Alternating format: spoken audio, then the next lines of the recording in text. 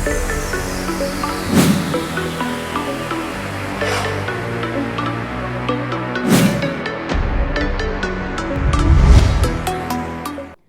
Hello welcome to best of the day. మరి ఈ రోజు బెస్ట్ ఆఫ్ ది డేలో కొత్త విశేషాలతో పాటు కొన్ని ఆసక్తికరమైన నిజాలు మరియు చరిత్రలో ఈ రోజు జరిగిన ముఖ్య సంఘటనల గురించి తెలుసుకుందాం. Let's start the programme.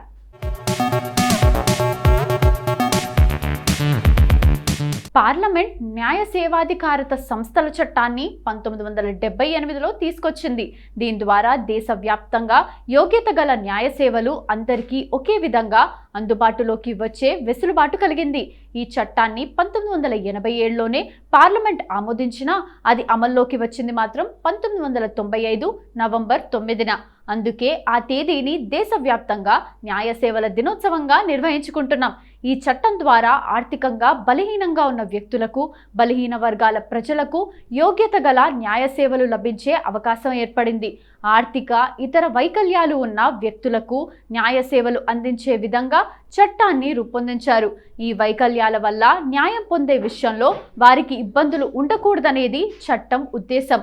Lok అదాలత్లను ఏర్పాటు చేసి సత్వరంగా న్యాయ పరిష్కారం అందే విధంగా చూడటం కూడా ఈ శాసన ఉద్దేశం.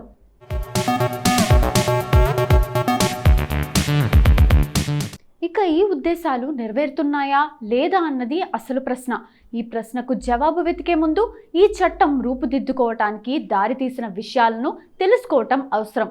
సత్వర న్యాయం అందేలా న్యాయ సేవల అమలు కోసం విస్తృతంగా అధ్యయనం చేసి సరైన సిఫారసులు చేయాలని 1976లో అప్పటి సుప్రీంకోర్టు న్యాయమూర్తి జస్టిస్ భగవతి అధ్యక్షతన జూడీ కేర్ కమిటీని కేంద్ర ప్రభుత్వం ఏర్పాటు చేసింది.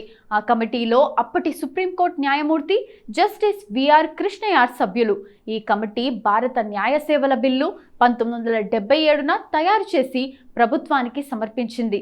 ఇదిలా ఉంటే పార్లమెంట్ 1977లో 42వ రాజ్యాంగ సవరణ ద్వారా ఆదేశిక సూత్రాల్లో 39A రాజ్యాంగంలో చేర్చింది. ఈ ఆర్టికల్ ప్రకారం న్యాయ వ్యవస్థ ద్వారా న్యాయం జరిగే విధంగా ప్రభుత్వాలు కృషి చేయాలి. న్యాయ సహాయం అందరికీ అందుబాటులోకి రావాలి.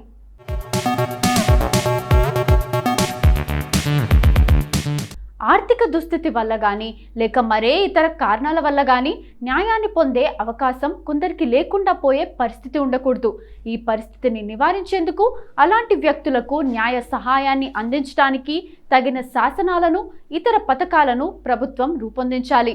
ఆ తర్వాత భారత ప్రభుత్వం లీగల్ ఎయిడ్ స్కీమ్లను అమలు చేయటం కోసం CIL-AS అనే కమిటీని 1980 ఆగస్టు 26న ఏర్పాటు చేసింది. అన్ని రాష్ట్రాల్లో, కేంద్రపాలిత ప్రాంతాల్లో అర్హులకు న్యాయ సహాయం అందే విధంగా చర్యలను పర్యవేక్షించడానికి ఈ సిలాస్ను ఏర్పాటు చేశారు. ఆ తర్వాత న్యాయ సేవాధికార సంస్థల చట్టం అమల్లోకి వచ్చింది. సేవాధికార సంస్థల ఏర్పాటు దేశవ్యాప్తంగా న్యాయ సేవల అమలు చూడటానికి జాతీయ సేవాధికార సంస్థ, రాష్ట్రాలకు రాష్ట్ర న్యాయ సేవాధికార సంస్థ, జిల్లాలకు సంబంధించి జిల్లా న్యాయ సేవాధికార సంస్థలు, తాలూకాల్లో తాలూకా న్యాయ సేవాధికార సంస్థలు ఏర్పాటయ్యాయి.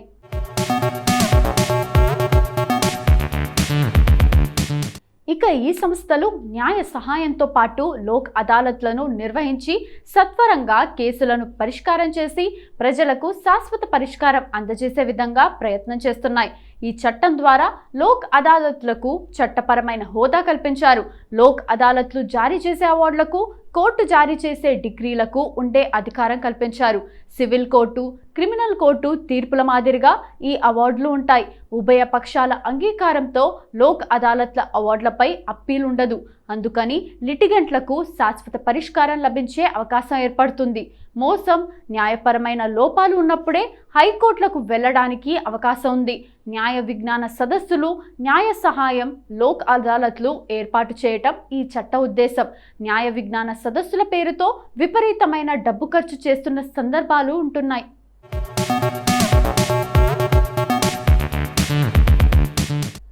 సుప్రీంకోర్టు న్యాయమూర్తులు కూడా సదస్సులకు హాజరు కావటం వల్ల ప్రభుత్వ యంత్రాంగం మీద విపరీతమైన భారం పడుతుంది. ఈ సదస్సుల కోసం అదేవిధంగా లోక్ అదాలత్ల నిర్వహణకు వచ్చినప్పుడు ప్రచార ఆర్భాటాల వల్ల ఈ చట్టం ఉద్దేశమే దెబ్బతినే ప్రమాదం ఏర్పడుతుంది. ఈ మధ్య రాజకీయ నాయకులను ఆహ్వానించినట్టుగా న్యాయమూర్తులను ఆహ్వానిస్తూ అక్కడక్కడ ఫ్లెక్సీలు దర్శనమిస్తున్నాయి. ఈ ప్రచార ఆర్భాటాలు అవసరమా? లోక్ అదాలత్ల ప్రచారం అవసరమే కానీ న్యాయమూర్తుల ప్రచారం అవసరమా అనేది న్యాయమూర్తులు ఆలోచించాల్సిన అంశం. కేసుల సంఖ్య పెరిగేందుకు చూడొద్దు. సమావేశానికి వస్తున్న న్యాయమూర్తులను, రకరకాల సాంప్రదాయ వేషాల్లో ఉన్న వ్యక్తులను ఎదుర్కోవటం లాంటి సంఘటనలను గమనించినప్పుడు ఆనందం కన్నా ఆందోళన కలుగుతుంది. ఈ విషయం నేనంటుంది కాదు.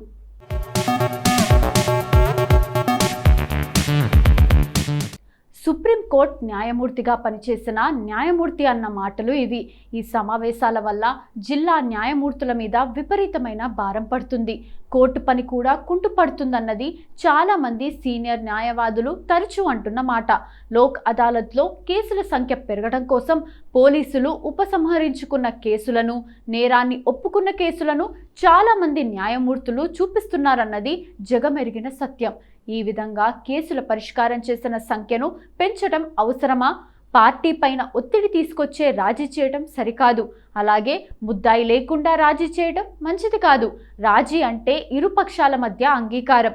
పార్టీలను ఒప్పించి సామరస్యంగా పరిష్కారం చేసినప్పుడు కలిగే ఆనందం ఈ కేసుల సంఖ్యను పెంచడం వల్ల ఉండదు. ఈ న్యాయ సేవా దినోత్సవం సందర్భంగా ఇవి ఆలోచించాల్సిన అంశాలు. ఇప్పటి వరకు జాతీయ న్యాయ సేవల దినోత్సవం గురించి మనకు తెలియని కొన్ని ఆసక్తికరమైన నిజాలు తెలుసుకున్నాం కదా. మరి నవంబర్ 9వ తేదీన ఒక్కసారి చరిత్రలోకి వెళ్ళి చూస్తే ఎంతో మంది ప్రముఖుల జన్మాలు జరిగాయి. మరి ఒక్కసారి చరిత్ర పుటల్లోకి వెళ్ళి నేడు జన్మించిన ప్రముఖులు ఎవరో తెలుసుకుందాం రండి.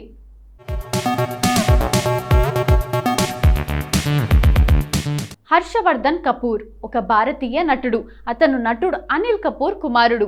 అతను రొమాంటిక్ డ్రామా చిత్రం మిర్జియాతో తన నటనను ప్రారంభించాడు. అప్పటి నుండి అతను భవేష్ జోషి సూపర్ హీరో తార్ అనే యాక్షన్ చిత్రాల్లో నటించాడు. హర్ష్ నవంబర్ 9, 1990న ముంబైలో నటుడు అనిల్ కపూర్, సునీతా కపూర్ల ఏకైక కుమారుడిగా జన్మించాడు. మిర్జియా అనే ఆర్ట్ హౌస్ రొమాంటిక్ మ్యూజికల్ కోసం రాకేష్ ఓం ప్రకాష్ మెహ్రా అతనిని సంప్రదించినప్పుడు హర్షవర్ధన్ తన నటనారంగ ప్రవేశం చేశాడు. ఆస్కార్ విజేత గుల్జార్ రాసిన మిర్జియా కవిత్వాన్ని, గ్రీకు కోరస్ను కథన మార్గదర్శకాలుగా ఉపయోగించారు. ఈ శైలి బోల్డ్, అసాధారణమైనది. 2013లో ఈ చిత్రానికి సంతకం చేయడంతో హర్ష్ 1 సంవత్సరం పాటు సినిమా కోసం సిద్ధమయ్యాడు. అతను గుర్రపు స్వారీ, విలువిద్యను నేర్చుకున్నాడు.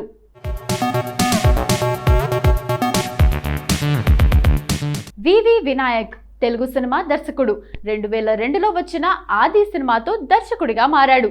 తెలుగులో మాస్ కమర్షియల్ కామెడీ సినిమాలను రూపొందించడంతో పేరు పొందాడు. వినాయక్ 1974 అక్టోబర్ 9న పశ్చిమ గోదావరి జిల్లా చాగల్లు గ్రామంలో జన్మించాడు. 2002లో జూనియర్ ఎన్టీఆర్ హీరోగా నటించిన ఆది సినిమాకు తొలిసారిగా దర్శకత్వం వహించాడు. ఈ చిత్రం మంచి సమీక్షలను అందుకోవడమే కాకుండా బాక్సాఫీస్ వద్ద విజయం సాధించింది. వినాయక్ ఈ చిత్రానికి ఉత్తమ తొలి చిత్ర దర్శకుడిగా రాష్ట్ర నంది అవార్డును అందుకున్నాడు. ఈ చిత్రం తమిళంలో జై పేరుతో రీమేక్ చేయబడింది. 2003లో దిల్, చిరంజీవి నటించిన ఠాగూర్ వంటి 2 విజయవంతమైన చిత్రాలకు దర్శకత్వం వహించాడు.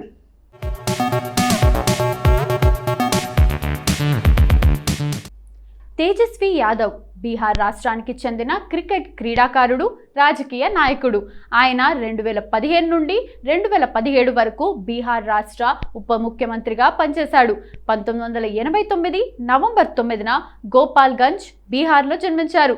తేజస్వి యాదవ్ తన తండ్రి లాలూ ప్రసాద్ యాదవ్ అడుగుజాడల్లో రాజకీయ ప్రవేశం చేశాడు. ఆయన 2015లో బీహార్ రాష్ట్ర శాసనసభ ఎన్నికల్లో రాఘోపూర్ నియోజకవర్గం నుండి పోటీ చేసి తన సమీప ప్రత్యర్థి బీజేపీ అభ్యర్థి సతీష్ కుమార్పై 22,733 ఓట్ల మెజారిటీతో గెలిచి తొలిసారి ఎమ్మెల్యేగా అసెంబ్లీకి ఎన్నికై నితీష్ కుమార్ మంత్రివర్గంలో రాష్ట్ర ఉప ముఖ్యమంత్రిగా పనిచేశాడు. తేజస్వి యాదవ్ నేతృత్వంలోని మహాగఠ్ బంధన్ 2020లో జరిగిన బీహార్ అసెంబ్లీ ఎన్నికల్లో రాష్ట్రీయ జనతాదళ్ కూటమి ప్రభుత్వంలో ఉన్న నేషనల్ డెమోక్రటిక్ అలయన్స్ కూటమికి గట్టి పోటీ ఇచ్చింది.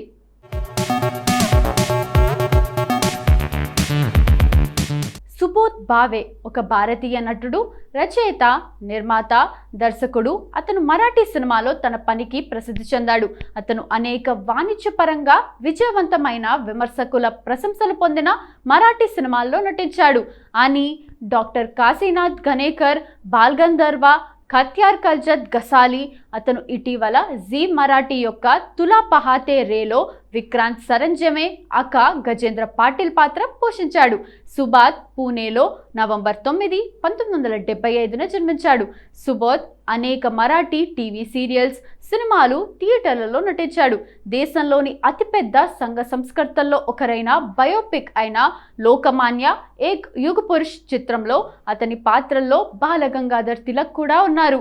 కళాకారుడు నారాయణరావు రాజాన్స్ గంధర్వగాథ అనే పుస్తకం ఆధారంగా రూపొందించబడిన బాలగంధర్వ చిత్రంలో అతని బాలగంధర్వ పాత్ర కూడా ప్రశంసించబడింది.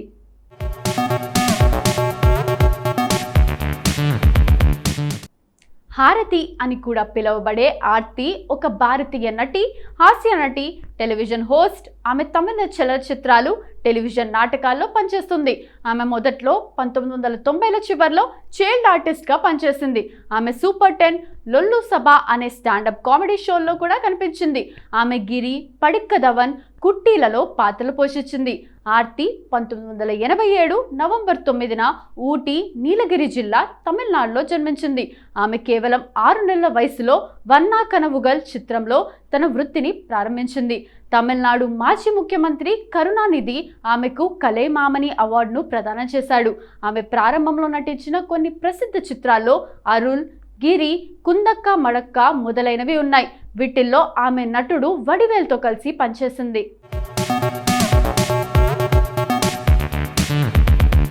సో ఇదండి ఇవాల్టి best of the day episode. ఈ ఎపిసోడ్ అనేది ఈ రోజుకు సంబంధించిన కొన్ని ఆసక్తికరమైన విశేషాలు తెలుసుకోవడానికి ఉపయోగపడిందని అనుకుంటూ మళ్ళీ రేపటి ఎపిసోడ్లో కలుద్దాం. Bye bye.